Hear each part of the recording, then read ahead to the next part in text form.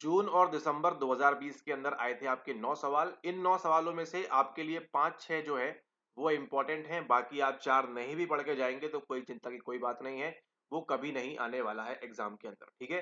क्या आने वाला है, जो अभी आप सुनने वाले हैं एक्सप्लेनेशन सवाल आपको वहाँ से बनेगा। अब देखिए सवाल नंबर पहले में क्या बोल रहे हैं, ठीक है? मेकिंग डिसिजंस सवाल को पढ़ें उससे पहले आप यहाँ पर ये जानिए कि आपको इसके पहले जानकारी किसके बारे में है। आप किसके बारे में जानते हैं इसके पहले ऑलरेडी?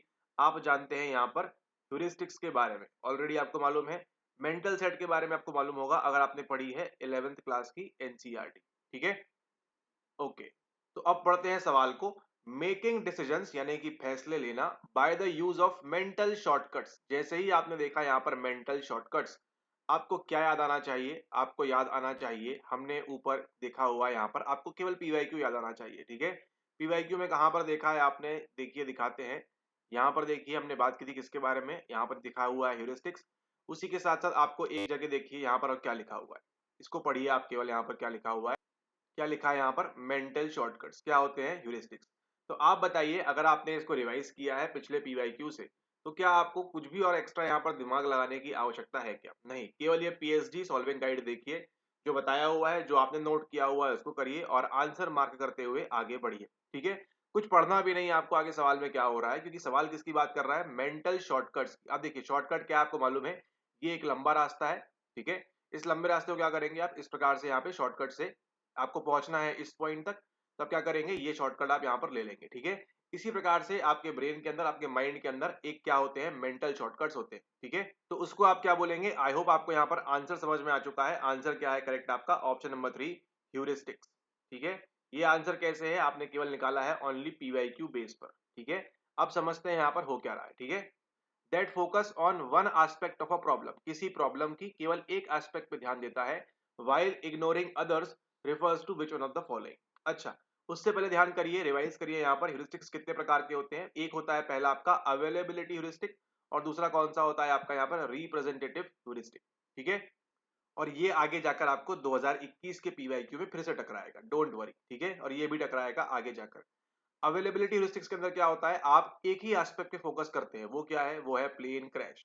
आप ये भूल जा रहे हैं कि आप जो है जल्दी पहुंच जाएंगे 1 घंटे में, 2 घंटे में, जहां आपको 24 घंटा 36 घंटा लगना है, ठीक है? तो यहाँ पर क्या है? एक ही एस्पेक्ट पे जो है आप यहाँ फोकस कर रहे हैं, उसको हम क्या बोलते हैं? उसको हम बोलते हैं मानसिक शॉर्टकट्स।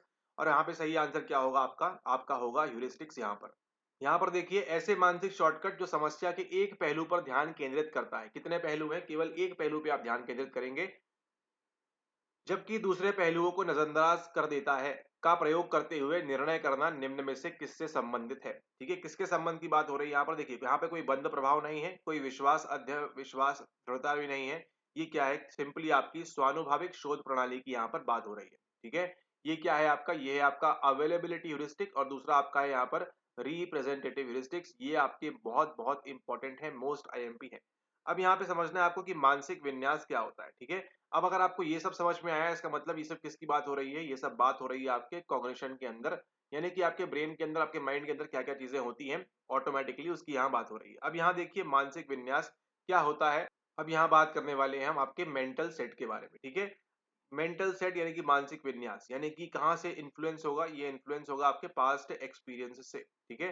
पास्ट एक्सपीरियंस जो भी आपका रहेगा, उसके आधार पर क्या करेंगे? उसके आधार पर आप जो है सॉल्व करेंगे कोई भी चीज, ठीक है? कोई भी चीज जो आपको सॉल्व करने के लिए दी गई है, उसको क्या करेंगे? आप पास्ट आधार पर करेंगे। इसकी वजह से क्या होगा? आप कोई नए आइडियाज, नोवल आइडियाज यहाँ पर नहीं सोच पाएंगे, और आपको क्या होगा? प्रॉब्लम सॉल्विंग में आपको दिक्कत वहां पर आ सकती है। इसको हम क्या बोलते हैं? इसको हम बोलते हैं आपका मेंटल सेट। याद करिए, जब आप 6th क्लास या 5th क्लास में रहे होंगे, आपको दिया होगा मैथ्स का सवाल पहली बार, ठीक है? मैथ्स का सवाल दिया होगा आपको a+b the whole square solve करने के लिए, ठीक है? ये आपको सॉल्व करते करते आप इक्वेशन निकाल लेंगे, ए स्क्वायर प्लस 2ab+b², ठीक है? इसको आप यहाँ पर निकाल लेंगे। लेकिन अगर मान के चलिए इसी की जगह दिया है a+b इंटू a-b, ठीक है? इसको आप नहीं कर पाएंगे सॉल्व। क्यों? क्योंकि आपको ऐसे करके इसको निकालने की आदत है। तो क्या बन चुका है? एक प्रकार से आपका मेंटल सेट बन चुका है यहाँ पर, ठीक है? कि अगर हमको इस प्रकार से मिलेगा तो हम कर पाएंगे, इस प्रकार से अगर हमको मिलेगा यहाँ पर, तो हम यहाँ पर उन चीजों को नहीं कर पाएंगे, ठीक है? और इसी को हम क्या बोलते हैं? इसी को हम बोलते हैं आपके मेंटल सेट, ठीक है? मानसिक विन्यास। अब यहाँ देखिए इस मेंटल सेट से क्या आपके लिए अच्छा है? क्या आपको प्रॉब्लम सॉल्व करने के लिए, क्या आपकी समस्या के समाधान के लिए क्या अच्छी चीज़ है मेंटल सेट? नहीं, ये प्रॉब्लम सॉल्विंग में हेल्पफुल नहीं है और चिंता ना करें, ये भी आपका एक पीवाईक्यू आगे आपको देखने को मिलेगा, ठीक है? तो क्या मेंटल सेट अच्छी चीज़ है? नहीं। 2 चीज़ जो है आपकी प्रॉब्लम सॉल्विंग में, ठीक है? 2 चीज़ आपकी प्रॉब्लम सॉल्विंग में हमेशा खराब रहेंगी। वो कौन-कौन सी है? पहला आपका है एमएस और दूसरा आपका है एफएफ, ठीक है? ऐसे ध्यान रखें। मेंटल सेट और ये है आपकी फंक्शनल फिक्सनेस, ठीक है? यानी कि आपका जो प्रकार्यात्मक स्थिरता आपको वहाँ पर देखने को मिलेगी। यानी कि एक बॉटल का फंक्शन क्या हो सकता है? एक बॉटल का फंक्शन हो सकता है केवल आपके पानी पीने के लिए, ठीक है? आप उसका दूसरा फंक्शन इस्तेमाल ही नहीं कर पा रहे कि उसके अंदर आप जो है मनी प्लांट लगा दें या उसके अंदर आप चने फुला दें या फिर उसके अंदर से आप जो है कुछ गुलदस्ता बना लें। ये सब आप क्या कर रहे हैं? क्यों कर रहे हैं यहाँ पर? आप कर रहे हैं बिकॉज़ ऑफ फंक्शनल फिक्सनेस, ठीक है? ध्यान दीजिएगा, दोनों चीज़ें अलग-अलग हैं। यहाँ पर आप फंक्शनल फिक्सनेस के अंदर आप कोई नए थॉट नहीं ला पा रहे हैं, लेकिन मेंटल सेट में क्या है, पुराने एक्सपीरियंस के आधार पर आप जो है उसी प्रकार से उन चीजों को सॉल्व कर रहे हैं और जो आपके लिए प्रॉब्लम सॉल्विंग में क्या बनेगा, एक हिंड्रेंस बनेगा यहाँ पर। फिलहाल इस सवाल के लिए आपको 2 चीजें क्लियर हो गई है, ह्यूरिस्टिक्स एंड मेंटल सेट क्या क्या होता है। हम चलते हैं आगे नेक्स्ट सवाल की ओर। अगला सवाल देखिए क्या बोल रहा है और ये पहली और आखिरी बार आएगा सवाल वाला है, ठीक है? Which approach focused on the nature of a task, कि किसी टास्क का नेचर कैसा है and it's influence on a person's ability in solving problem. यहाँ किसकी बात हो रही है? प्रॉब्लम सॉल्विंग की बात हो रही है, ठीक है? अब प्रॉब्लम क्या है और सॉल्व क्या है वो आपको मालूम है, ठीक है? आपको भूख लगी है, प्रॉब्लम है ये, उसका सॉल्यूशन क्या है? आप बाहर जाके खाना खा लेंगे, ठीक है? ओके। निम्नलिखित में से कौन से उपागम अलग अलग उपागम दिए हुए हैं यहाँ पर? किसी कार्य की प्रकृति, कि कार्य की प्रकृति कैसी है तथा समस्या समाधान में व्यक्ति की योग्यता, ठीक है? व्यक्ति की योग्यता पर इसके प्रभाव को केंद्रित किया।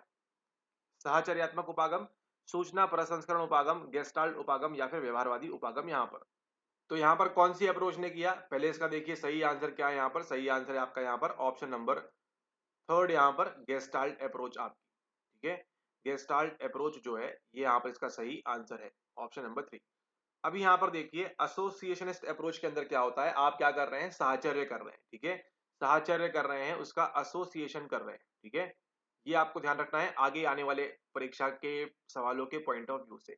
इंफॉर्मेशन प्रोसेसिंग में देखिए क्या होता है, ये सब आपके दिमाग के अंदर बहुत सारी जो सूचना है इसकी क्या होती है? प्रोसेसिंग होती है। केवल इतना समझना है फिलहाल आपको। और बिहेवियरिस्ट अप्रोच में क्या होता है आपको ऑलरेडी जानते हैं, स्टिमुलस और रिस्पॉन्स के बीच वार्तालाप संबंध यहाँ बनाते हैं। Classical conditioning, operant conditioning, observation learning, वो सब कहाँ आपको देखने मिलेगा? स्टिमुलस एंड रिस्पॉन्स के साथ साथ में आपको इस बिहेवियरिस्ट अप्रोच के अंदर आपको देखने को मिलेगा, ठीक है? ओके। गेस्टाल्ट के अंदर किसकी बात होगी? नेचर ऑफ टास्क, की टास्क का नेचर कैसा है, किस प्रकार की कार्य की जो है प्रकृति किस प्रकार से है, ठीक है? और उसी के साथ साथ उसका इन्फ्लुएंस आपकी एबिलिटी के ऊपर, ठीक है? क्या उसका क्या प्रभाव पड़ने वाला है? ये कौन सी अप्रोच बात करती है? ये बात करेगी आपकी गेस्टाल्ट अप्रोच, ठीक है? फिलहाल आपको ये ध्यान रखना है। अब यहाँ देखिए यूनिट नंबर 9 लिंक करते हैं। जैसे ही आप यूनिट नंबर 9 में पढ़ेंगे आप गेस्टाल्ट थेरेपी, ठीक है? तो गेस्टाल्ट थेरेपी के जनक कौन है ये आपको ध्यान रखना है। ये हैं आपके फ्रिट्ज एंड लॉरा पर्ल्स, ठीक है? अगर सवाल बनाता है आपको कि गेस्टाल्ट थेरेपी की सबसे पहले बार शुरुआत किसके द्वारा की गई, क्या आंसर करेंगे? Fritz and Laura pearls. चिंता ना करें, आगे आपको सवाल देखने को मिलेगा, इसलिए आपको अभी से बता रहे हैं ताकि आपकी अदर यूनिट्स भी साथ साथ में लिंकेज के साथ यहाँ पर कवर हो जाए, ठीक है? ओके। चिंता ना करें, ये एसोसिएशनिस्ट अप्रोच आपको देखने मिलेगी आगे, ये भी देखने मिलेगा, ये भी देखने हर बार आपको देखने मिलेगा ये सब चीजें, लेकिन सवाल यहाँ पर ये नहीं रहेगा। लेकिन अगर अगली बार सवाल रिपीट होता है सॉल्विंग प्रॉब्लम के ऊपर, अप्रोच के ऊपर, बात करता है नेचर ऑफ टास्क की और उसका influence on a person's ability, तो किसको मार्क करेंगे आप? गेस्टाल्ट अप्रोच को वहां पर मार्क करना है, क्योंकि गेस्टाल्ट कैसी बात करता है? एज अ होल बात करता है वहां पर। ओके, अगला देखिए, which among the following is credited with proposing the investment theory of creativity. अब यहाँ पे पिक्चर में एंट्री किसकी हो चुकी है? यहाँ पर एंट्री हो चुकी है क्रिएटिविटी के बारे में। रिवाइज करिए, इसके पहले क्या जानते हैं? TTCT, Torrance test of creative thinking, ठीक है? और यहाँ पे क्या करना है आपने? यहाँ पे अपने नॉलेज को बढ़ाना है कि इन्वेस्टमेंट थ्योरी, इन्वेस्टमेंट क्या होता है आपको मालूम है ना, कि आप 5 रुपए लगाएंगे और 100 रुपए कल हो जाएगा, ठीक है? इसी प्रकार की थ्योरी है किसकी? क्रिएटिविटी की। ये पैसे वालों नहीं है, यहाँ पे अब जो है क्रिएटिविटी की थ्योरी जो है इन्वेस्टमेंट वाली, उसकी बात कौन करता है? उसकी बात करेगा आपका यहाँ पर स्टर्नबर्ग, ठीक है? इतना केवल आपको ध्यान रखना है। रॉबर्ट स्टर्नबर्ग जो है किसकी बात करेंगे? आपके क्रिएटिविटी के बारे में बात करेंगे, ठीक है? वो भी कौन सी? Investment theory, investment theory of creativity, ITC के बारे में बात करेंगे। उसी के साथ साथ आपकी ट्राई आर्किक थ्योरी के बारे में भी कौन बात करेंगे, आपके रॉबर्ट स्टर्नबर्ग ही यहाँ पर बात करेंगे। उसी के हिसाब से लव थ्योरी जो आगे आप देखेंगे उसके बारे में भी कौन बात करेंगे, आपके रॉबर्ट स्टर्नबर्ग ही यहाँ पर बात करेंगे। ठीक है, तो अगली बार जब भी रॉबर्ट स्टर्नबर्ग का नाम आएगा ये तीनों चीजें आपने रिकॉल करनी है, investment theory of creativity, triarchic theory और लव थ्योरी आपकी आईपीसी वाली। ठीक है, इंटीमेट, पैशनेट और कंपैशनेट ये आपको देखने मिलेगा आगे। ठीक है, ओके। अब देखिए बाकियों ने भी हो सकता है दी होगी इन्वेस्टमेंट सॉरी क्रिएटिविटी की थ्योरी। वालाचंद कोगान आपके लिए आईएमपी है, बाकी ये दोनों नहीं भी करेंगे तो चल जाएगा आपका काम। ठीक है, वालाचंद कोगान। लेकिन आपको देखिए यहाँ पे ये समझना नहीं है कि इन्होंने क्या दिया है, इन्होंने क्या दिया है, इन्होंने क्या दिया है। ठीक है, इसका कोई मतलब नहीं है इसको। लेकिन अगली बार जब आप परीक्षा में बैठेंगे, पीवाईक्यू कैसे करना है रिवाइज, पीवाईक्यू क्यों करना है रिवाइज, आपने इस सवाल को समझ के चलिए 10 बार लगाया। ठीक है, ओके। 10 बार लगाने के बाद आपको ये समझ में आ जाएगा कि यहाँ पर मैंने उस दिन 4 नाम देखे थे। कौन-कौन से 4 नाम थे वो? एक था स्टर्नबर्ग, वहाँ पर सही आंसर। ठीक है? ये होगा आपके साथ रियल टाइम एग्ज़ाम के अंदर। ठीक है? अगर इसके संबंध में सवाल आएगा तो। ठीक है? ओके। तो वहाँ पे कौन-कौन था? वहाँ पे था स्टर्नबर्ग। स्टर्नबर्ग था सही आंसर। स्टर्नबर्ग ने क्या-क्या दिया हुआ है? आपकी लव थ्योरी दी हुई है, ट्रायर्किक थ्योरी दी हुई है, त्रिचापीय सिद्धांत, त्रिपाचीय सिद्धांत दिया हुआ है और उसी के साथ-साथ आपकी यहाँ पर आईटीसी यानी कि इन्वेस्टमेंट थ्योरी ऑफ क्रिएटिविटी भी दी हुई है। क्लियर हो गया? ये था उस दिन आंसर। लेकिन उसके साथ हमने 3 नाम और देखे थे, गेट्सल एंड जैक्सन का, कॉफमैन का, वालाचन कोगान का। तो मान के चलिए अगर अगली बार सवाल आपसे पूछता है कि इनमें से किस-किसने क्रिएटिविटी थ्योरी दी है और वहां पर आपको ये 3 नाम मिलेंगे और एक कोई अलग सा नाम मिलेगा, मान के चलिए वहां पे दिया है बंडूरा। ठीक है?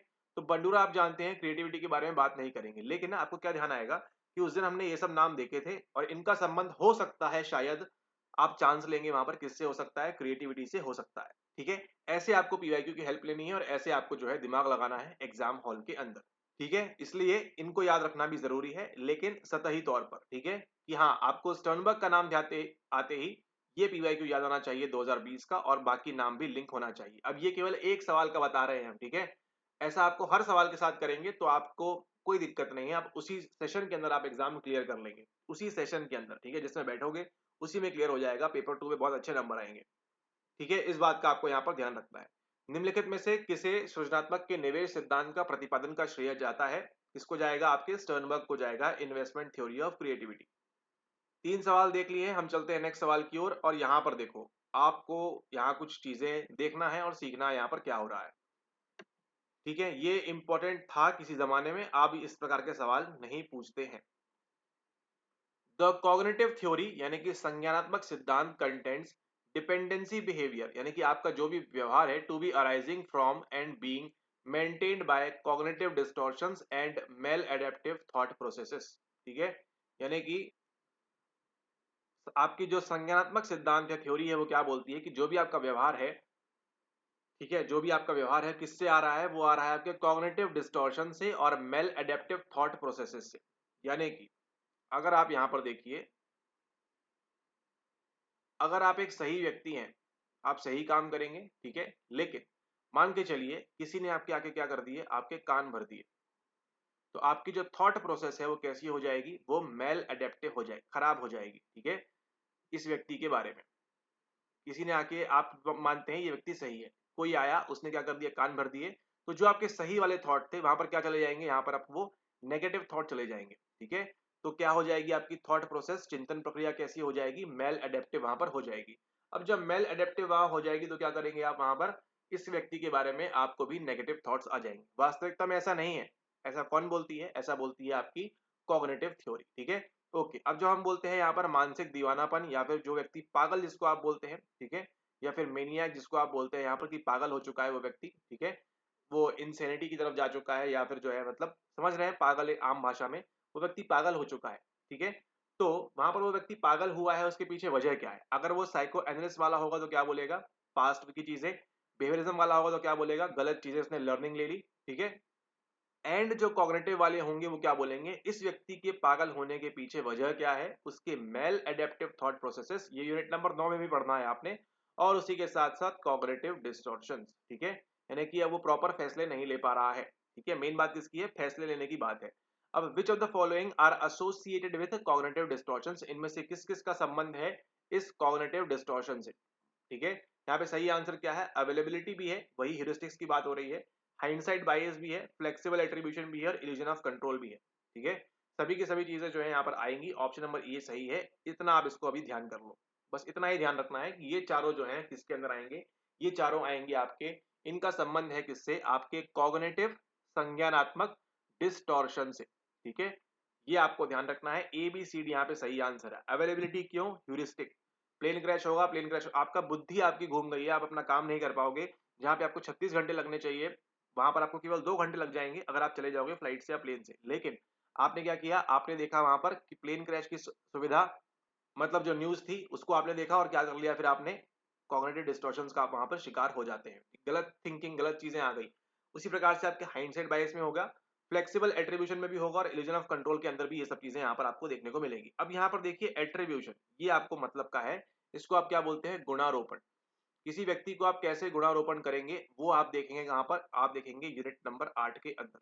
ठीक है, ये भी आपके काम की चीज रहेगी यूनिट नंबर 8 के अंदर। लेकिन और इल्यूजन ऑफ कंट्रोल, ठीक है, ये सवाल कभी आएगा नहीं आगे, लेकिन अगर आएगा नेक्स्ट टाइम कॉग्निटिव डिस्टॉर्शंस, तो आपको जैसा आपने ऊपर वाले सवाल के अंदर किया था लर्निंग, कि इसके अंदर मैंने क्या क्या देखा था, उसी प्रकार से इसको भी रिकॉल करना है। अच्छा, इसके अंदर ये देखा था। अब देखिए सारे सवाल में तो कर नहीं पाएंगे, लेकिन जो जो आपको इंपॉर्टेंट है, जो जो आपको बता रहे हैं कि आने की संभावना है, उनको आप कर लेंगे अच्छे से, तो आपको एग्जाम के अंदर कोई भी परेशानी नहीं होगी।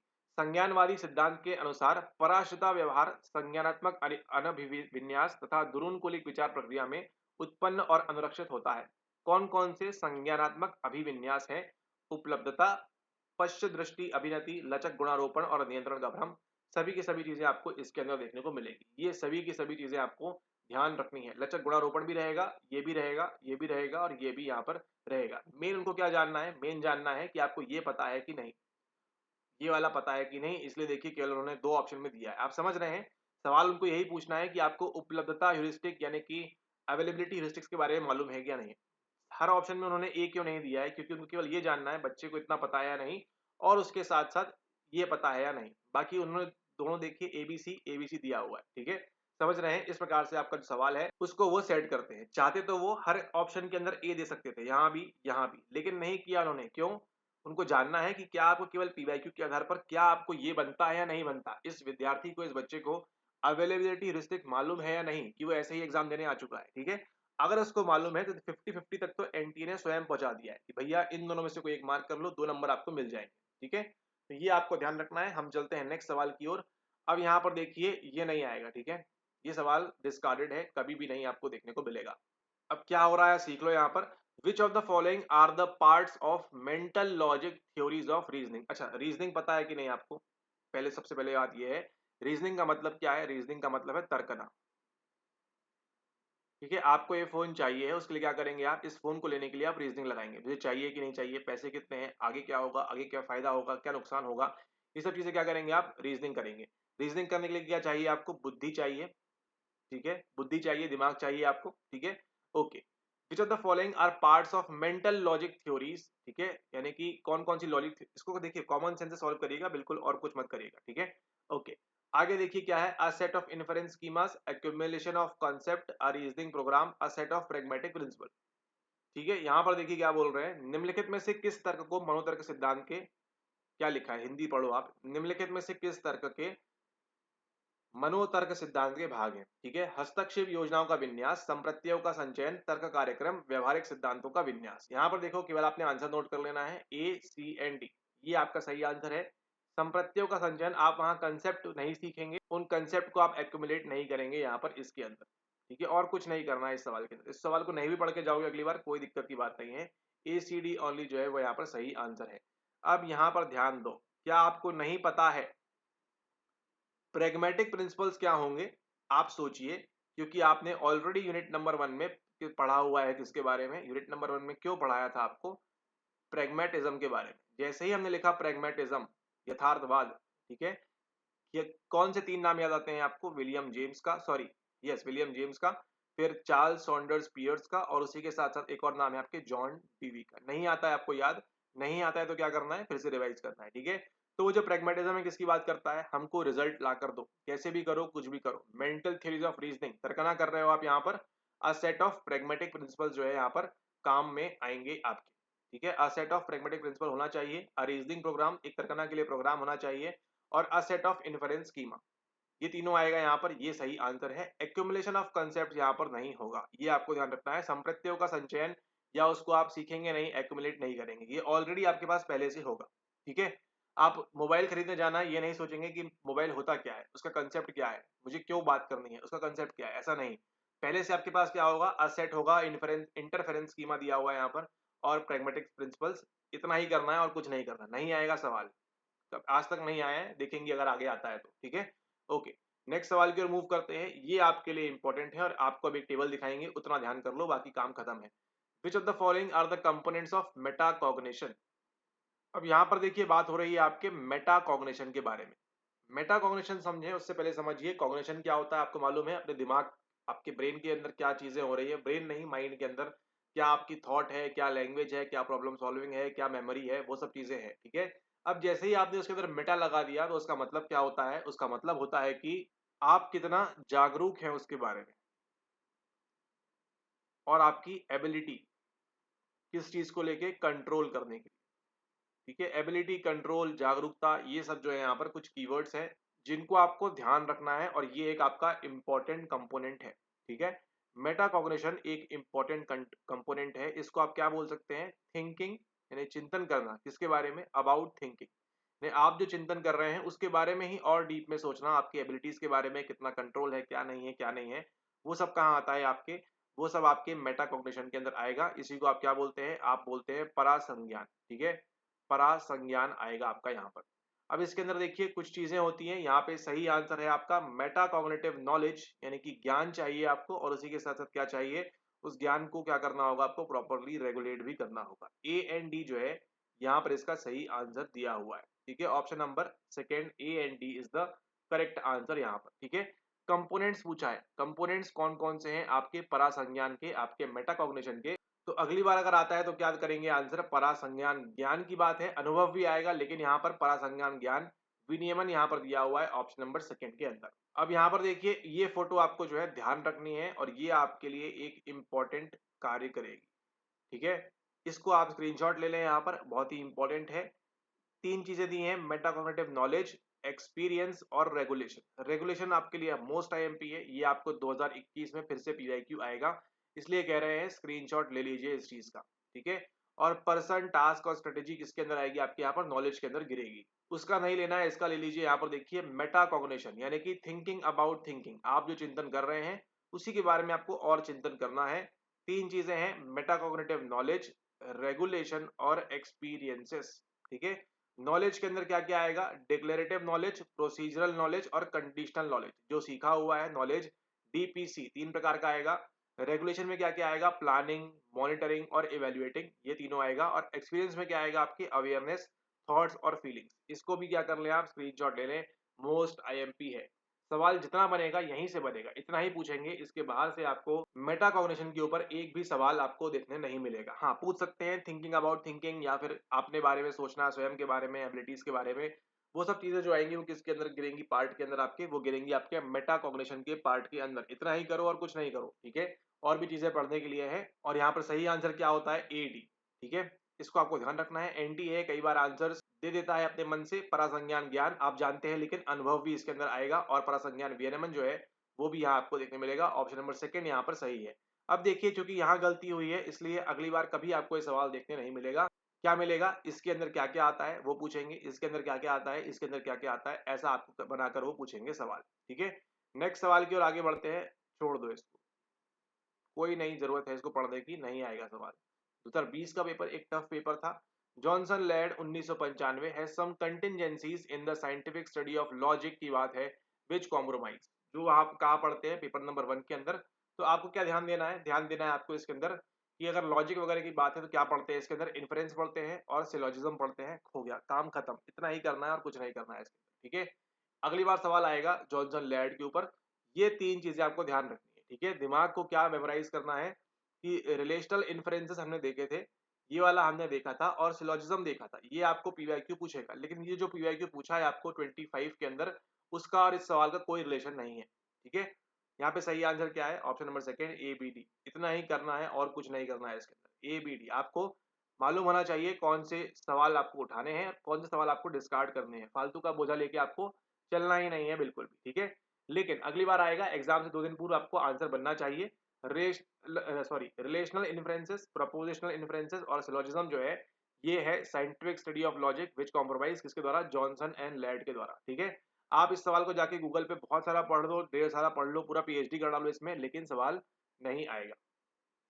अभी आपके ऊपर है आपने ध्यान कहां पर देना है। अच्छा, ये सवाल आपका इंपॉर्टेंट है, ये ठीक ठाक है, बस इतना ही, 2 ही सवाल बचे हैं, इसको करते हैं। ठीक है, पहले इसको देखते हैं यहाँ पर, which is the correct sequence of speech and language development according to Vygotsky, यानी कि व्योगोत्स्की के अनुसार इनमें से किस प्रकार से स्पीच और लैंग्वेज का डेवलपमेंट होगा।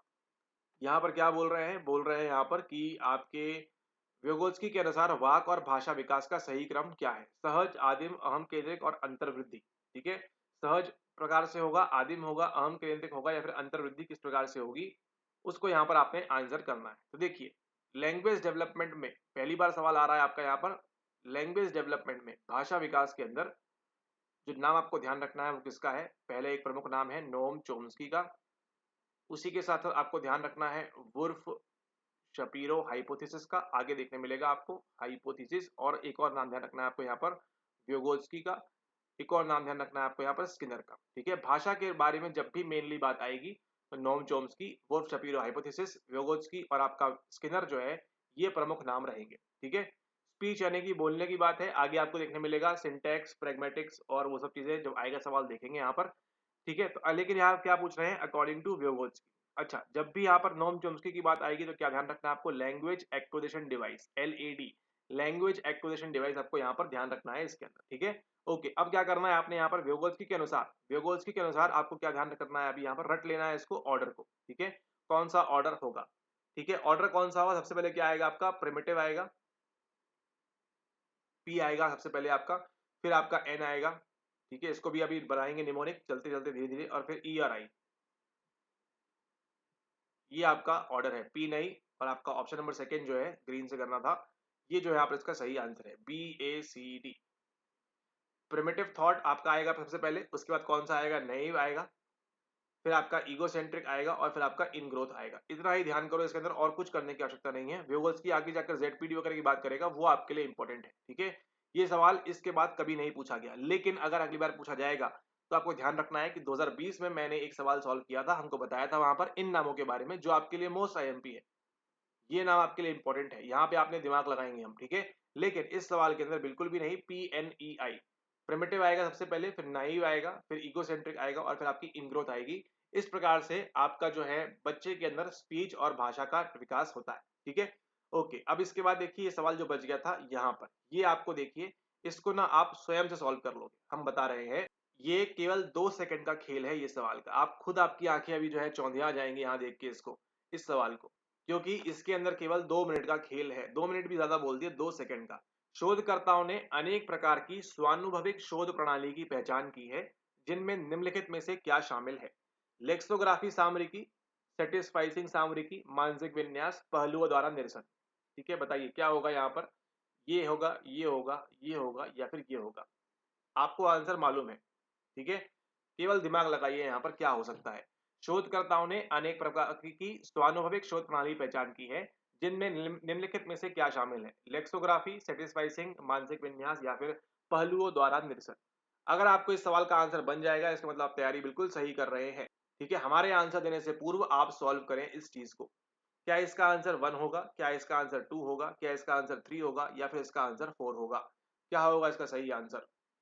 ठीक है, आप बोल सकते हैं कि सर आपने तो बताया ही नहीं अभी तक इन सब के बारे में, हमको कैसे मालूम पड़ेगा, और आप बोलेंगे हमको तो नंबर नहीं मिलेगा, लेकिन अभी ये देखिए इनमें से आपको क्या पता है।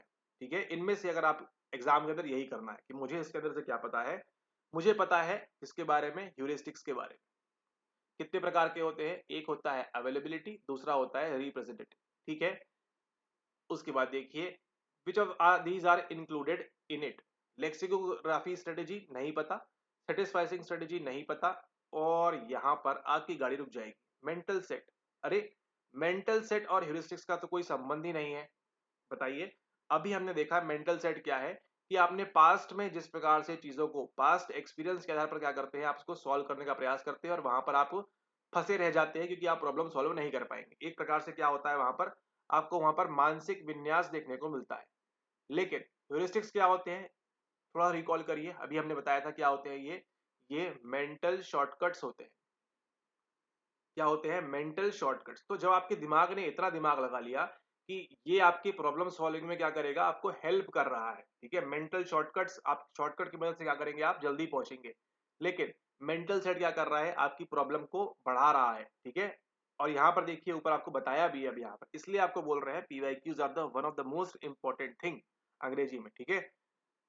इसको आप नहीं करोगे तो आप क्या करोगे, इसको करना बहुत बहुत जरूरी है। यहाँ पर देखो, कहाँ गया वो, ये देखो यहाँ पे क्या बताया था आपको। यहाँ पर जब आपको एग्जाम्पल दे रहे थे, क्या बताया था आपको यहाँ पर इस सवाल के अंदर, मेंटल सेट और फंक्शनल फिटनेस जो है क्या करेगी, ये हमेशा आपकी प्रॉब्लम को बढ़ाएंगी, इंक्रीज करेंगी आपकी प्रॉब्लम को, ठीक है? ये आपको बताया था। ह्यूरिस्टिक्स क्या होते हैं, आपके मेंटल शॉर्टकट्स होते हैं, ये भी आपको जानते हैं यहाँ पर, ठीक है? और जब शॉर्टकट आपको है, शॉर्टकट क्यों होता है, आपकी प्रॉब्लम को सॉल्व करने के लिए, ठीक है? लेकिन यहाँ पर क्या दिया है ऑप्शन में, आपको मेंटल सेट दिया हुआ है। तो अगर आपने मेंटल सेट को एलिमिनेट कर दिया, आप देखिए बंधुवर, आपके लिए आंसर निकालना कितना आसान हो जाता है, अगर आपको एक छोटी सी चीज बस पता हो। आपको ये पता है कि मेंटल सेट का ह्यूरिस्टिक्स के साथ, मेंटल सेट का आपके ह्यूरिस्टिक्स के साथ में कोई भी संबंध नहीं है, ठीक है? कोई संबंध नहीं है। ये क्या करता है, प्रॉब्लम को कम करता है, ये क्या करता है, प्रॉब्लम को बढ़ाता है, ठीक है? मेंटल सेट और फंक्शनल फिटनेस दोनों का काम क्या है, प्रॉब्लम को बढ़ाने का है, ठीक है? तो ये तो बनी बात है यहाँ पर कि ये आंसर होगा ही नहीं। तो क्या है आंसर, सही सही ऑप्शन नंबर सेकंड जो है सही आंसर है।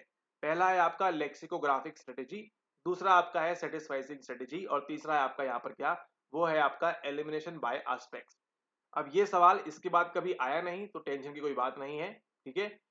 यहाँ पर एलिमिनेशन देखिए क्या कर रहे हैं, एलिमिनेशन बाय एस्पेक्ट। जैसे अभी हमने किया, ये नहीं होगा आंसर, ये नहीं होगा आंसर, ये नहीं होगा आंसर, क्या बचता है आंसर, वो आपका मेंटल सेट है, ठीक है? हमने पूरा पढ़ने की बजाय इसके अंदर क्या क्या होता है, हमने क्या किया कि इसमें से कौन सा आंसर नहीं हो सकता है उसको फाइंड आउट किया। हमने क्या किया, एलिमिनेशन बाय एस्पेक्ट्स, ठीक है?